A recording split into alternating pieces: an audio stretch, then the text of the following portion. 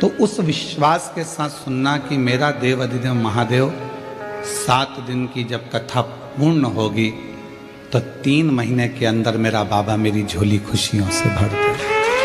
इस भाव से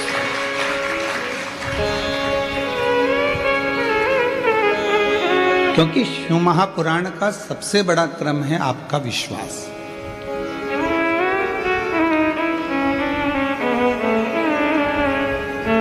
जिस समय पर मां गंगा जी ने भगवान शंकर जी के सम्मुख में जाकर प्रार्थना करी थी कि मैं आपको विवाह करना चाहती हूं, आपको पति बनाना चाहती हूं,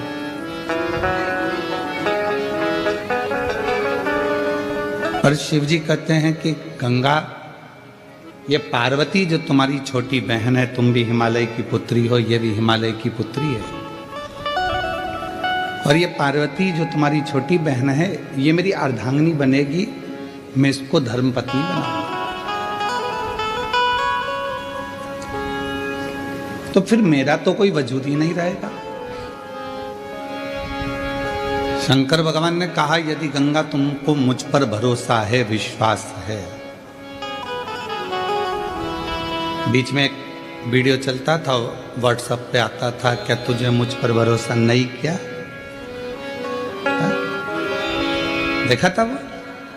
तो यदि तुमको मुझ पर भरोसा है और पूर्ण विश्वास से भरोसा है तो चिंता मत करना गंगा, जो पार्वती जी का स्थान है मेरे पास में, उससे भी बड़ा स्थान तुझे मैं अपने सिर पर विराजमान करता हूं। अब जिसका भरोसा है शिव के प्रति, जिसका भरोसा है भगवान शंकर के प्रति, उसको तो मेरा बाबा संभाल कर उन्नति की ओर अपने मस्तक तक चढ़ाने का प्रयास करता है, यदि विश्वास है। और अगर भरोसा नहीं, इसीलिए गंगा जी के भजन में कहते हैं मानो तो मैं गंगा मां हूं और ना मानो तो बहता पानी। अगर विश्वास है तो शिव है, और विश्वास नहीं तो शिव नहीं।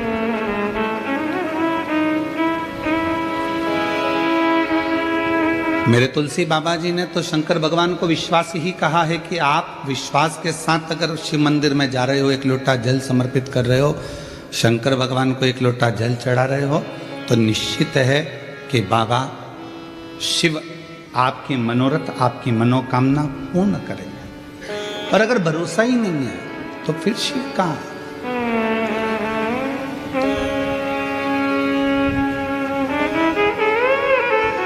हमारी भारतीय सभ्यता में, भारतीय संस्कृति में, भारत के आनंद में, संस्कृति में, सभ्यता में,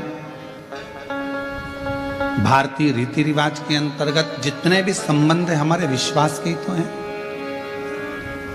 ये भरोसे के ही तो संबंध है।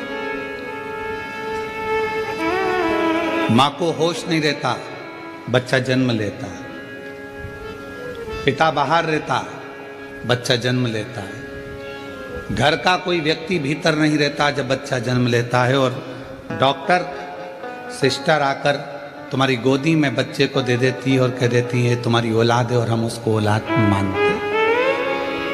विश्वास, भरोसा,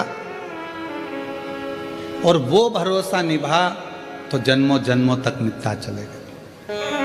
ना लड़के को देखा ना लड़की को देखा, कौन लड़का है कौन लड़की है, बस संबंध पक्का हुआ, और संबंध पक्का होकर विवाह हुआ, सूत्र हाथ में बंधा और कह दिया ये तुम्हारी बहन है, तुम इसके भाई हो, और हमने एक रक्षा सूत्र पर विश्वास कर दिया।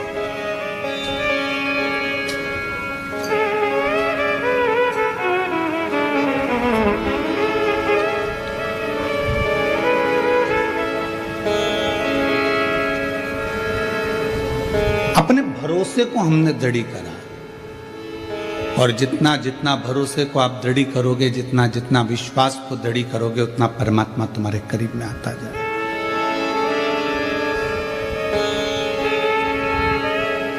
आज एकादशी से मध्य पूर्णिमा के बाद तक ये पवित्र कथा चलेगी। आप सभी को मालूम होगा विजयदशमी जब पूर्ण हो जाती है, विजयदशमी जब पूर्ण होती है और पूर्ण होने के बाद माँ आद्य शक्ति 64 योगिनियाँ भगवान शंकर के पास जाकर पंचरात्रि तक नृत्य करती हैं।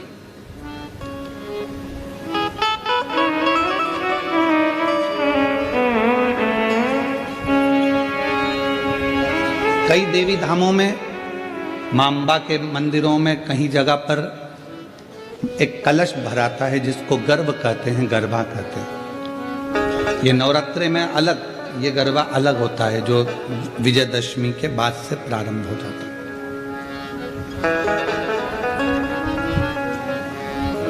और जरा विचार करिएगा कि शिवजी ने बड़ी कृपा कर कर आप लोगों को उस समय पर ये शिव महापुराण की कथा श्रवण कराई है जिस समय पर 64 योगिनियाँ भगवान देवाधिदेव महादेव माँ जगत जननी जगदम्बा भगवान शंकर के साथ नित्य लीला करती हैं, नित्य नृत्य करती हैं।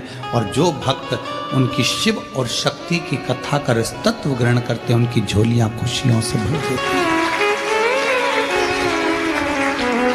ये साधना का समय है।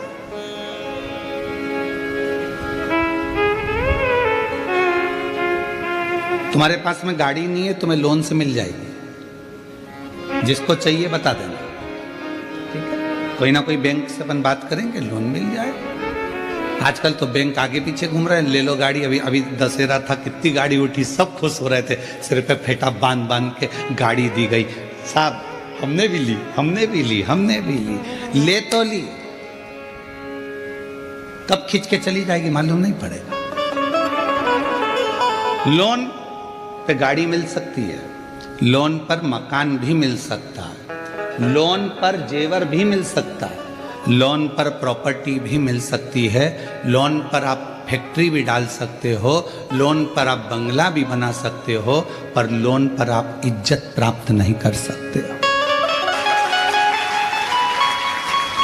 इज्जत प्राप्त करने के लिए लोन नहीं मिलेगा, इज्जत प्राप्त करने के लिए तो स्वयं को कर्म करना पड़ेगा और श्रेष्ठ कर्म करना पड़ेगा।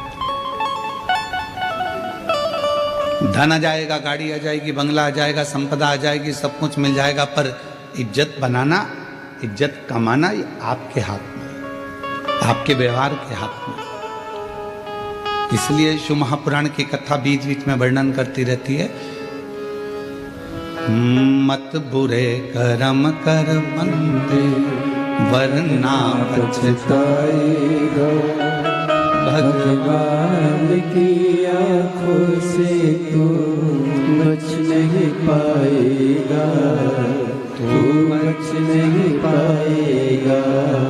अरे ओ अज्ञानी मत कर नादानी, तेरे कर्म का फल भी तू ही पाएगा, जैसा किया तूने तेरे आगे आएगा। मत बुरे कर्म कर बंदे वरना पछताएगा, भगवान